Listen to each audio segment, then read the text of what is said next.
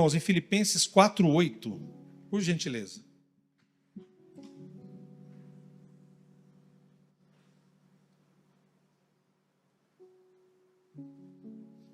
Nós vamos hoje, irmãos, fazer uma mensagem diferente, uma mensagem de ensino. Nós vamos fazer um ensino hoje à noite. Algumas mensagens são expositivas, outras mensagens são temáticas, e hoje nós vamos fazer uma mensagem como se fosse um ensino, uma aula de escola bíblica, para que você entenda algumas coisas. Filipenses 4:8, você pode usar o seu celular e depois eu peço para que você gentilmente silencie e guarde o seu celular, para que você não fique distraído e pense só no que Deus vai falar com você. Filipenses 4:8 diz assim: finalmente, irmãos, tudo o que for verdadeiro, tudo o que for nobre, tudo o que for correto, tudo o que for puro, tudo o que for amável, tudo o que for de boa fama, se houver algo de excelente ou digno de louvor, pense nessas coisas. Vamos ler os últimos aqui, eu falo com você. Tudo o que for de boa fama, se houver algo de excelente ou digno de louvor, pense nessas coisas.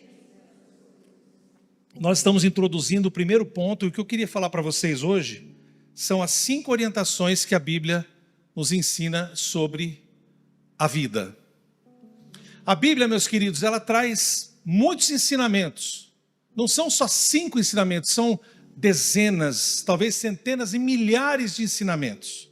A palavra de Deus, ela não traz só 2 ou 3, 5, mas nós pescamos 5, pensamos 5 orientações para esta noite. E que esta noite seu coração saia daqui aquecido, ao mesmo tempo que o seu coração também possa sair cheio de esperança e também da revelação da palavra de Deus. E a primeira lição, orientação sobre a vida, é quando você estiver sozinho, cuide da sua mente. Vamos ler juntos isso, irmãos? Quando estiver, cuide da sua mente. Irmãos, nós estamos num mundo agora onde a nossa mente está 100% ligada ao quê? Ao nosso celular. Nós vamos de um quarto para o outro, ouvindo um podcast, vendo uma coisa, ou os meninos vão jogando de um quarto para o outro. Já viram isso? Acompanhando um podcast, uma notícia, nós vamos assim. E o que acontece? A nossa mente hoje ela está atarefada com o celular. 24 horas por dia nós estamos respondendo o WhatsApp, respondendo as demandas do celular. E isso vem trazer para a nossa mente um cansaço muito grande. E quando nós estamos sozinhos, antigamente a gente lia um livro, assistia uma televisão, via um vídeo, não é assim?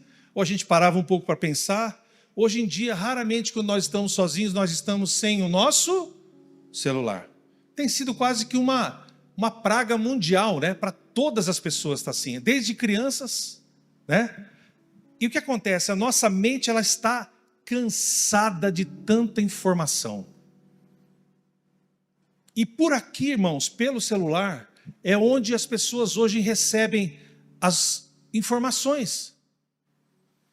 Hoje você recebe as informações da guerra de Israel em 1 segundo. Quando explode um míssil lá, você já sabe aqui. Você já vê o vídeo de alguém que estava na janela. Isso vai trazendo para nós uma sensação de não perder as coisas. Existe uma expressão em inglês para dizer que você fica com medo de perder algo. Então você sempre vai abrir para checar o que está acontecendo no mundo. Ou no Facebook, ou nas mídias. E a sua mente, ela antigamente ficava muito vazia. Porque nós não tínhamos tanto recurso de visual. E hoje nós temos um bombardeamento. As duas coisas, a mente vazia e desocupada e a mente extremamente cheia de informações, as duas são danosas para a nossa realidade espiritual. E Paulo diz em Filipenses, tudo que for nobre, tudo que for correto, tudo que for puro, tudo que for amável, tudo que for de boa fama, se houver algo de excelente ou de digno, pensem nessas coisas. Agora deixa eu fazer uma pergunta para vocês, irmãos. Sinceridade, vocês vão responder para mim. Tudo que você consome no celular é bom, é de boa fama, eleva o seu espírito. Tudo que você consome na mídia social, nos videozinhos que você vai rolando, é amável, é algo excelente, é de coisas dignas de louvor. Se não é, nós estamos errando. Agora vocês se lembram quando as nossas vovós faziam um comentário? Elas falavam assim: cabeça vazia? Olha como vocês sabem. Está escrito, que livro que está escrito isso aí, Cláudio? Que livro que está escrito da Bíblia? Nenhum? Cabeça vazia, oficina do diabo. As nossas vovós já sabiam que a nossa cabeça não pode estar vazia. Só que antes da nossa vovó falar isso, o apóstolo Paulo já tinha dito isso na sabedoria do Espírito Santo. Finalmente, irmãos, tudo que for verdadeiro, tudo que for bom, for nobre, for correto, for puro, for amável, de boa fama, se houver algo excelente ou digno de louvor, pensem nessas coisas. Os irmãos estão cansados de ouvir falar, eu falo para vocês. O Gabriel está lendo um livro, está lendo Cristianismo ou Cartas? Cartas de um aprendiz? Cartas do Diabo para o seu aprendiz, do C.S. Lewis, um clássico do cristianismo. Muitos de vocês já leram. E o Gabriel lá do quarto perguntou assim: pai, o diabo controla a nossa mente? Aí eu falei, sim e não. De algumas pessoas ele controla. Porque os pensamentos que são enviados na nossa mente são setas malignas. Quantos de vocês, irmãos, no meio do dia, num processo de jejum e santificação, tiveram ideias horríveis? E você fala assim, mas de onde veio essa ideia? De onde veio esse pensamento? Alguém de vocês já teve pensamentos horrorosos que você fala, mas peraí, mas de onde vem isso? O diabo lança setas na nossa mente. E as pessoas que não estão com a mente de Cristo estão com a mente escravizadas. Por isso o diabo pode sim controlar as nossas mentes. Por isso a nossa mente não pode estar nem vazia e nem cheia demais de informações que não vão levar você a nada. Por isso, irmãos, nós temos que pensar que existe no nosso cérebro. Eu trouxe uma pesquisa para vocês. Existe uma rede de modo padrão, DMN, no nosso cérebro, que favorece a ruminação dos pensamentos autorreferenciais negativos. Estudos mostram que a falta de atividade significativa ou distrações aumentam esses pensamentos em pessoas predispostas à depressão e ansiedade. O que esse texto aqui que eu trouxe de uma pesquisa científica está dizendo? Quando a mente está muito vazia, ou quando ela está cheia de muitas tranqueiras, ela pode levar a pessoa a depressão e ansiedade. Deixa eu te perguntar uma coisa para vocês, já que nós estamos aqui num ensino. Qual é o primeiro pensamento que vem na manhã quando você acorda? Quando você desperta, qual é o primeiro pensamento que vem na sua cabeça? Alguns eu já sei. Cadê o celular para eu ver o WhatsApp? Que rolou de noite. Outros já pensam, a maioria de nós adultos pensam nos problemas. Qual é o grande pepino que eu tenho que resolver hoje? Não é?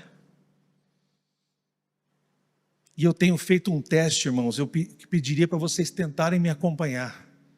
Quando o meu pensamento liga na manhã, eu já encaminho um salmo, eu já encaminho uma oração, para que, ao despertar da nossa mente, o Espírito Santo seja o primeiro a se conectar comigo, e não as ideias malignas que estão rondando o meu pensamento.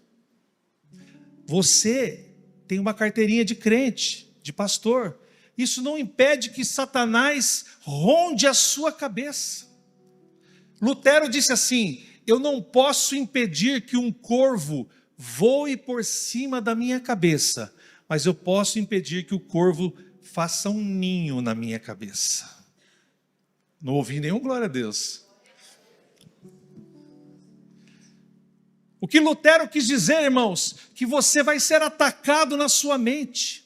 Quando o pessoal que batiza aqui, cadê os recém-batizados? Deixa eu ver. Os últimos 2 batismos, deixa eu ver, levanta a mão. Tem umas belezinhas ali, ó, que coisa linda. Coisa mais bonita que tem é recém-batizado, irmão. A gente pega assim, que nem aquele chihuahuazinho, coloca no colo e fica assim, né?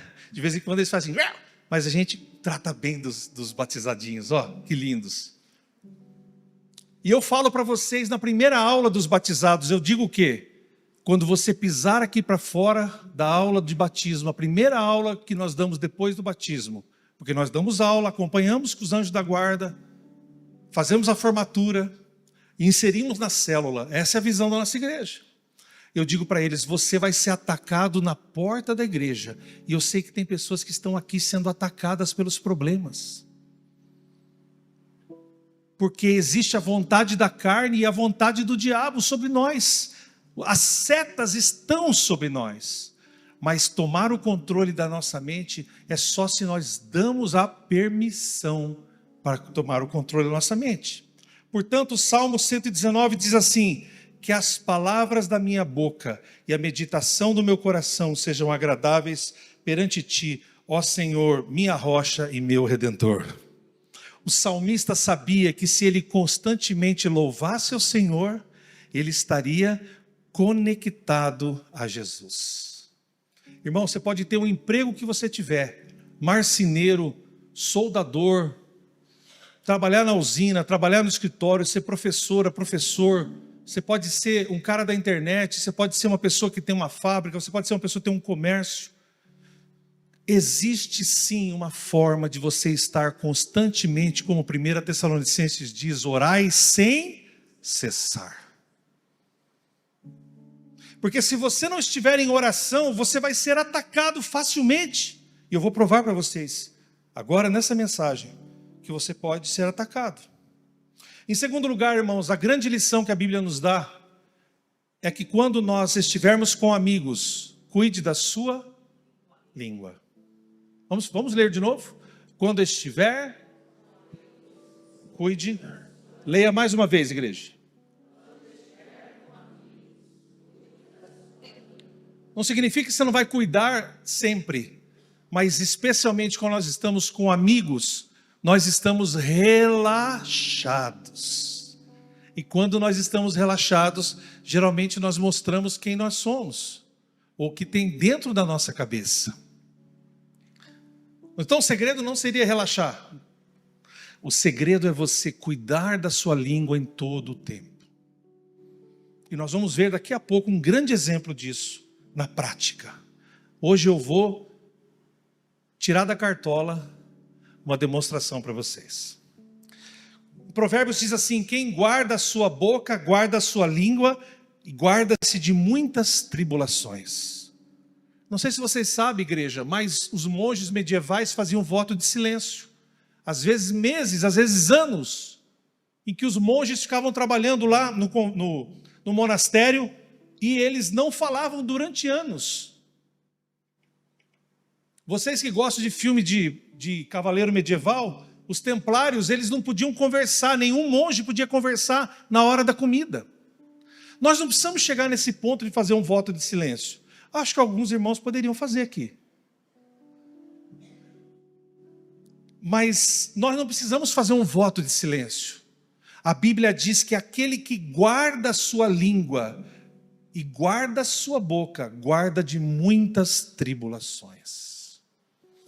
A nossa avó, vamos voltar na nossa avó, ela dizia que o peixe morre por onde? Pela boca. Pedro disse assim para Jesus, preste atenção no que eu vou dizer para você. Hoje, Jesus, baixa a bola aí. Que negócio é esse que vai ser crucificado? O senhor não vai ser crucificado. E se o senhor for, eu vou com você. Ele disse assim, arreda-te de mim, Satanás. Arreda-te de mim. Porque para mim você tem sido pedra de tropeço. Porque ele não guardou a boca dele.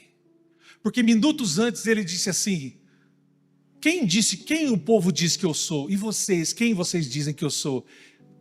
Tu és o rei. Para onde iremos nós, que só tu tens palavras de vida eterna? Então subiu na cabeça de Pedro. Nós temos que guardar a nossa língua. Pela língua, Tiago 3 diz assim: então a língua é um pequeno órgão do corpo, mas que se vangloria de grandes coisas. Vejam como um grande bosque é incendiado por uma pequena chama. A língua também é um fogo, como o mundo de iniquidades está colocado entre nossos membros, contaminando todo o corpo. Agora deixa eu passar para a prática. Sabe aquele grupo de fofoca que você tem no WhatsApp? Eu falei de manhã para as mulheres que tem um grupo de fofoca. Eu fui injusto, irmãos, porque os homens também têm grupo de fofoca. Sabe o grupo de fofoca? Sabe, homens, preste atenção aqui, homens. Aquele grupo de WhatsApp que se recebe aqueles materiais, o grupo da empresa, grupo da escola, onde você recebe aqueles vídeos, sabe? Homens. Ok, homens? Sabe, mulheres, aquele grupo que você tem à parte? Tem um grupo da igreja e tem um grupo à parte. Eu sei que tem, viu, irmãos? Vários grupos à parte. Nós devemos cuidar da nossa língua. E eu aprendi uma coisa, irmãos. Teologicamente eu aprendi com 8 anos de idade. Mas experiencialmente eu aprendi muito velho. A nossa boca determina a vida e a morte. Teologicamente eu nunca tive problema com isso, irmãos. Desde criancinha eu já sabia. Mas eu fui experimentar que a nossa língua tem o poder da vida e da morte. Por isso, irmãos, cuide da sua língua. E o terceiro e grande exemplo que a Bíblia nos dá é uma lição muito grande. Leia comigo alto. Quando estiver nervoso, cuide do seu temperamento. Ninguém falou fala a Deus, né, Janete? Ninguém falou fala a Deus, né? Pula essa parte. Vocês querem que eu entre aqui mesmo, irmãos? Efésios 4:26 diz assim: quando vocês ficarem irados, não pequem, apaziguem a sua ira antes que o sol se ponha, e não deem lugar ao diabo. Eu, dando estudo para casais, eu sempre digo assim: casais, vocês vão brigar. Amém ou não? Vão brigar, vão discutir. Mas a Bíblia diz que não pode passar da meia-noite até que você faça as pazes com a sua mulher ou com o seu marido. Irmãos, não sou eu que estou dizendo isso. A Bíblia diz que não pode passar da meia-noite. Não pode passar. Antes que o sol se ponha, para o judeu era 6 horas da tarde. Como nós temos luz elétrica, nós vamos até meia-noite acordados. Se você brigou com alguém, se irou com alguém, a Bíblia diz que você pode se irar. Porque é impossível que o ser humano não se ire. Porém, aqueles que estão no caminho da santidade vão se irando cada vez menos e ficando cada vez mais mansos. Até que Moisés, o homem mais manso da terra, abaixo de Jesus, ele disse para aqueles israelitas: vocês são uma desgraça na minha vida, e bateu na rocha, e Deus tinha mandado ele falar com a rocha. Por isso ele não entrou e morreu nas colinas do Monte Nebo. Nós estando nervosos, irmãos, nós só vamos fazer bobagem. Provérbios 16 diz assim: melhor é o homem paciente do que o homem guerreiro. Mais vale controlar o seu espírito do que controlar uma cidade. Em outras palavras, irmãos, a Bíblia diz assim, que você pode conquistar, ficar poderoso. Mas é muito melhor você ser uma pessoa que controla o seu temperamento do que você conquistar coisas.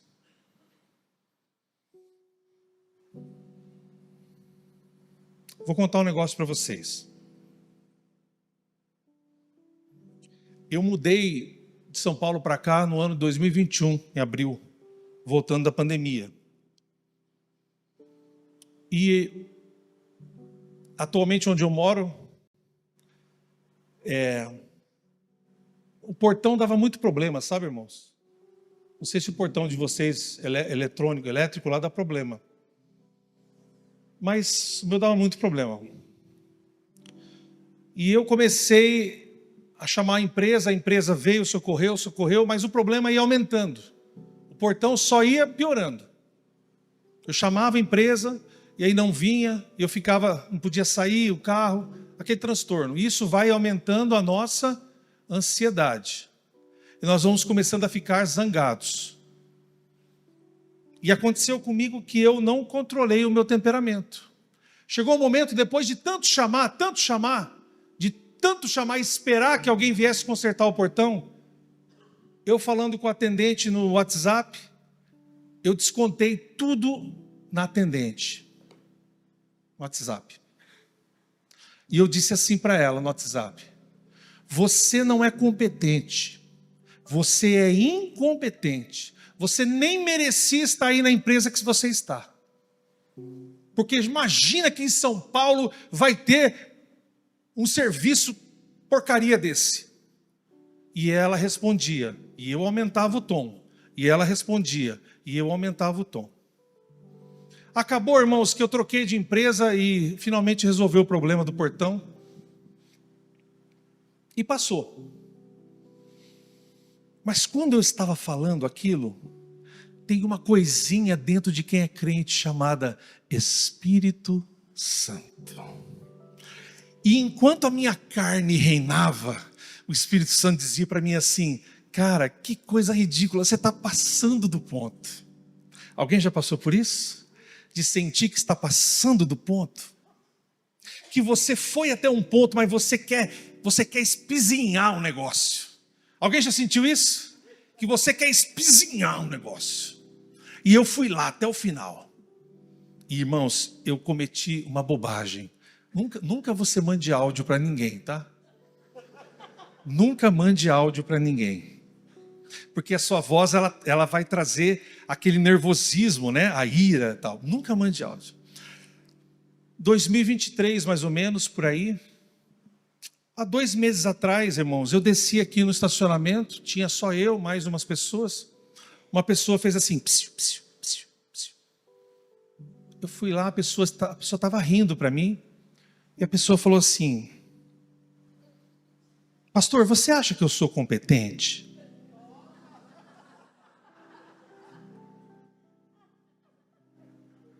E eu pensei assim: nossa, mas que papo, nada a ver. Que papo do nada, bicho, aqui no estacionamento, quero ir embora, domingão. Né? Eu sou um dos últimos a sair e tal. Eu falei: sim. Você acha que eu faço bem o meu trabalho? Eu falei: sim. Você tem um cargo na igreja, tem um ministério. Você faz bem o seu trabalho. Mas você acha que eu sou competente mesmo? Eu falei: sim. Eu falei: por quê? Não, nada, depois eu conto. Aí, irmãos, como eu sou curioso, só eu que sou curioso aqui na igreja, né? Ninguém é curioso, né? Ninguém tem essa sarna, né? Quer saber o que está acontecendo. Aí eu falei: mas por quê? Aí essa pessoa virou para mim e disse assim: pastor, você não lembra do negócio do portão que deu defeito há uns anos atrás? E o portão, aí mandava o técnico.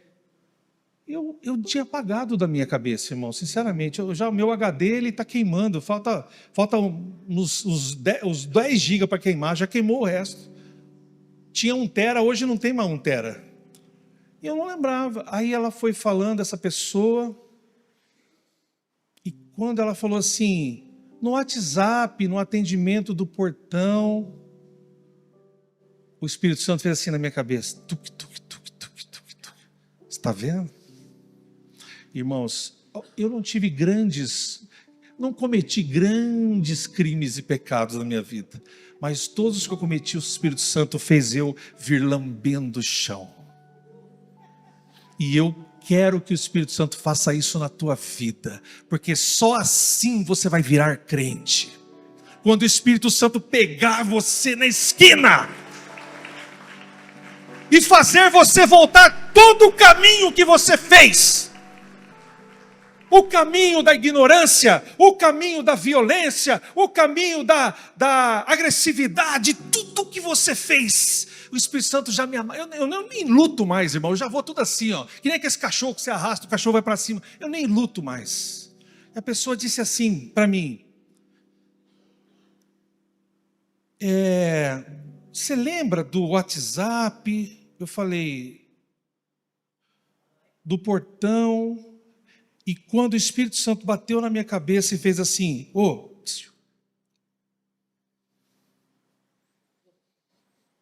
eu entrei lá atrás no WhatsApp do passado. Eu não tenho mais as mensagens, nem mostraria para vocês. E aí eu fiz assim, ai meu Deus. Eu fiquei, irmãos, uns 30 segundos olhando para a pessoa rindo para mim. Estou até tremendo. E eu falei, eu lembro. Ela falou, eu era aquela atendente que você brigou. Fica de pé e vem cá.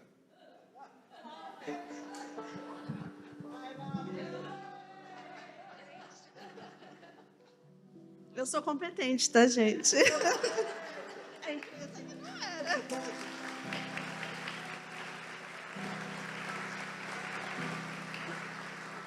Vem cá você. O pior, irmão, que a história piorou. Parece que parou aqui, mas não parou.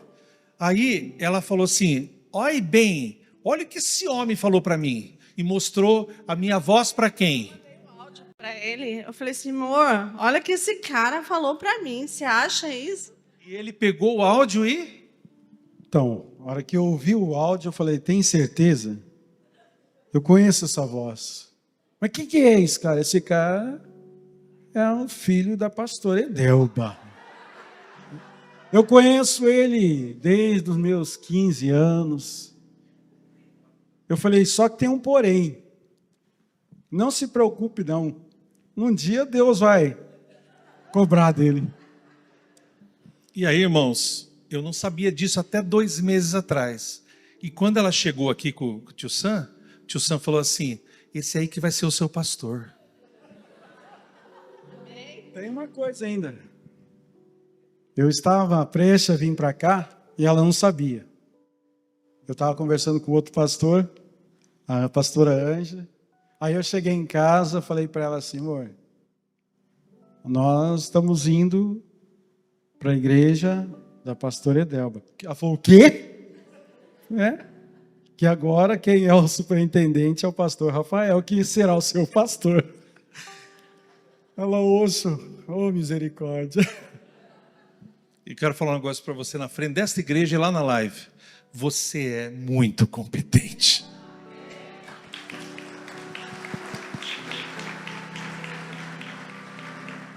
E eu queria agradecer por eu ter um pastor que nos ama, que nos zela pelas nossas vidas.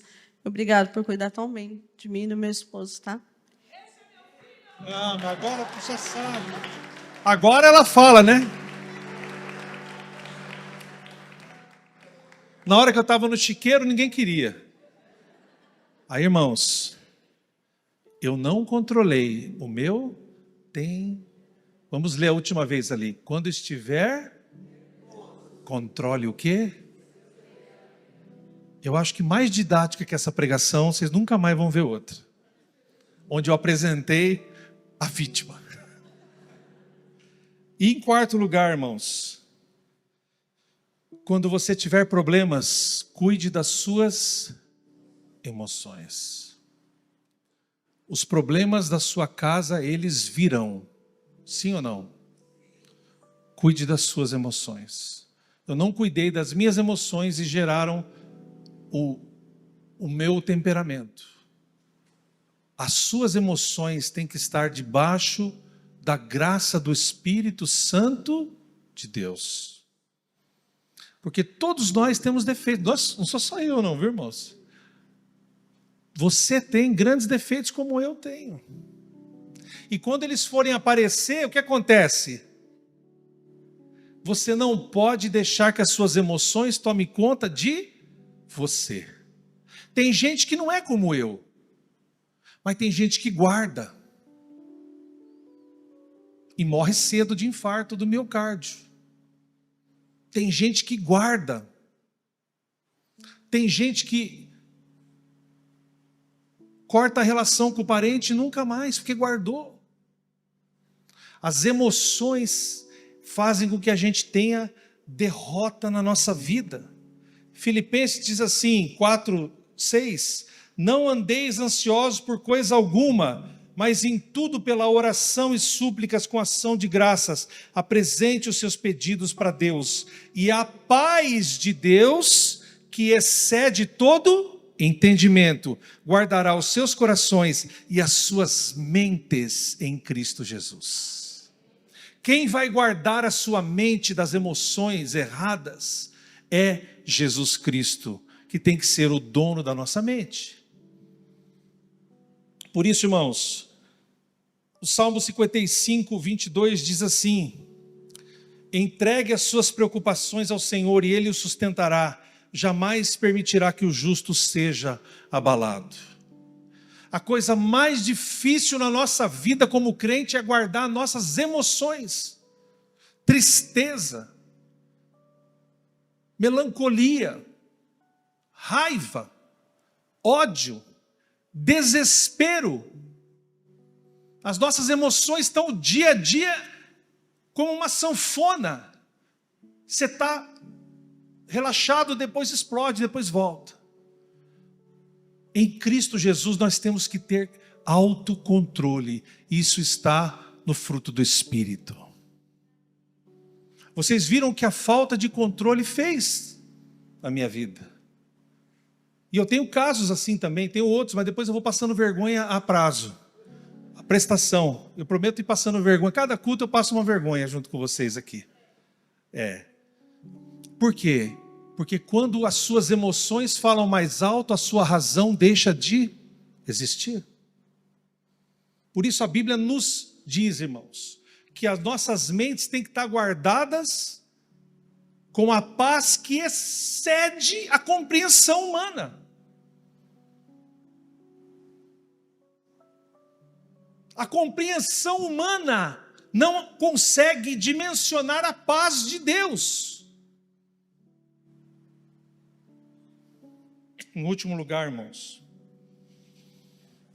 quando você vencer, cuide do seu, mais uma vez, quando você vencer, cuide do seu ego.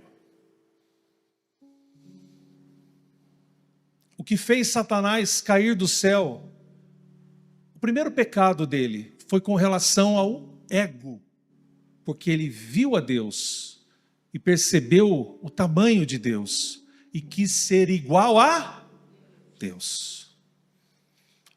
Quando você dá dinheiro para uma pessoa, poder, posição, controle, isso vale para pastores aqui, pastores, pastoras, dirigentes de grupo.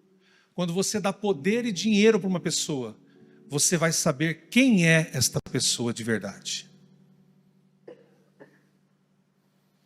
Quando você dá popularidade para uma pessoa, você vai saber quem é essa pessoa.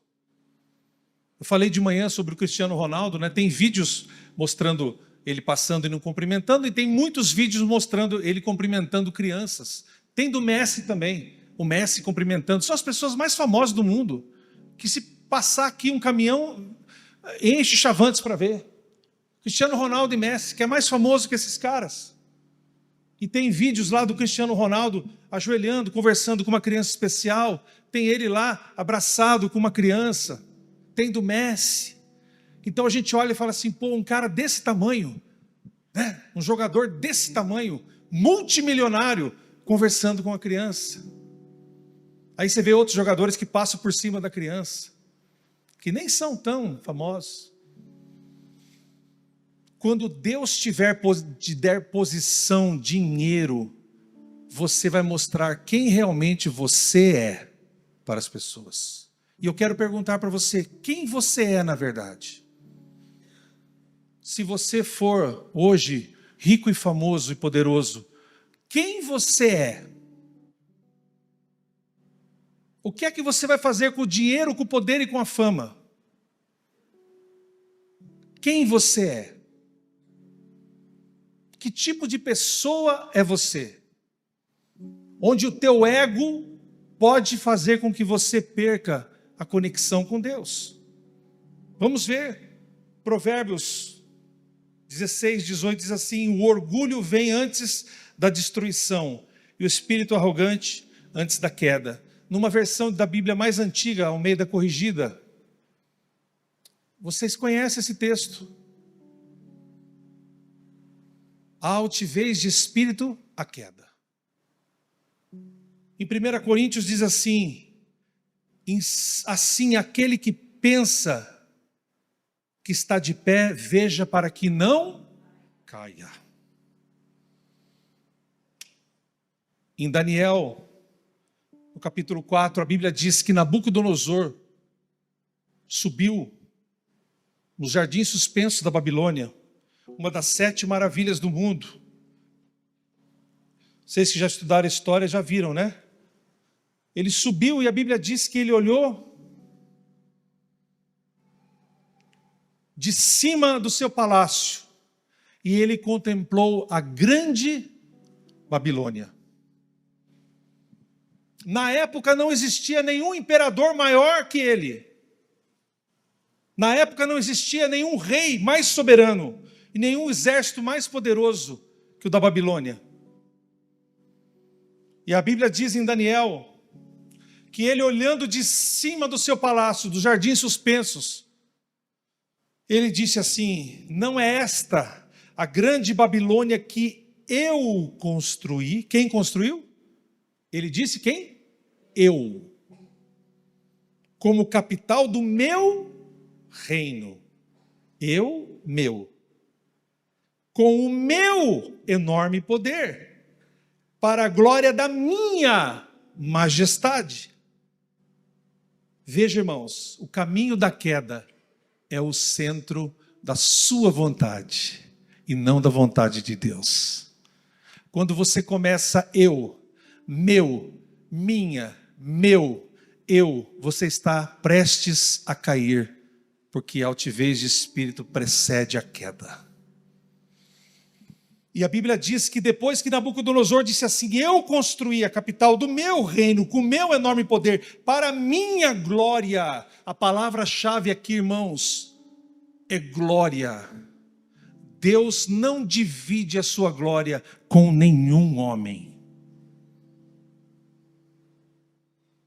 Nenhum bispo, nenhum pastor, nenhum músico, nenhum artista celebridade, nenhum empresário milionário. Deus não divide a sua glória com os anjos, com os arcanjos, com os serafins, com os querubins. Deus não divide a glória, porque a glória pertence ao Senhor. E a Bíblia diz que quando Nabucodonosor viu tudo e disse assim: para o louvor da minha glória, a Bíblia diz que ele se tornou um licantropo, um homem lobisomem. E a psiquiatria diz hoje que existe essa doença. Começaram a crescer as unhas, os cabelos começaram a crescer, os pelos do corpo. Ele começou a pastar junto com os bois. Durante 7 anos, ele foi como um homem cachorro lobisomem. A Bíblia diz que ele perdeu a sua sanidade. E ele foi pastar com as vacas, tomando o orvalho, a Bíblia diz, o orvalho sereno. E não sei o que aconteceu, porque Daniel já tinha dito no sonho e revelou a profecia do sonho, e aconteceu que no 7º ano, a Bíblia diz que Nabucodonosor, o maior rei da Babilônia, um dos maiores impérios, se levanta de 4, fica de pé, não de 4, de 2 pés, e cai em si. Que eu e você nós possamos cair em consciência hoje, de quem nós somos, para quem nós vivemos e a quem nós servimos. Nabucodonosor disse assim: não há Deus no céu que não o Deus de Israel. E quando ele reconhece a glória de Deus, Deus restitui o reino a Nabucodonosor. Quando você estiver ganhando dinheirinho, irmão, quando você comprar a sua motinha, brem, porque pobre quando compra motinha fica rico, né? Já percebeu isso aí? Ou compra um carrinho, né? Quando a gente compra um ninho, a gente já está rico. Quando você comprar uma casa, uma motinha, quando você começar a ganhar um dinheirinho, e eu quero que você faça isso, que você seja próspero, cuidado com o seu ego, porque do mesmo jeito que você levantou, Deus pode derrubar você. Isso serve para qualquer pessoa, inclusive para pastores. Quantos ministérios grandes que você viu ao longo dos anos, que tinham milhares de pessoas, programa em televisão, e hoje você procura, já não existem mais essas igrejas, porque os pastores, infelizmente, quiseram roubar e dividir a glória que somente é do nosso Senhor. Que o Espírito Santo fale no seu coração, que essa mensagem que foi um ensinamento prático para você, venha falar no seu coração, que você saia daqui mais humilde, que você saia daqui guardando a sua língua, que você saia daqui muito mais controlado do seu temperamento, que você cuide das suas emoções, que você cuide bem do seu temperamento, que você também, quando estiver sozinho, cuide da sua mente. Que Deus te abençoe ricamente nesta noite, em nome de Jesus. Amém? Coloque a mão. Aplauda Jesus, irmão.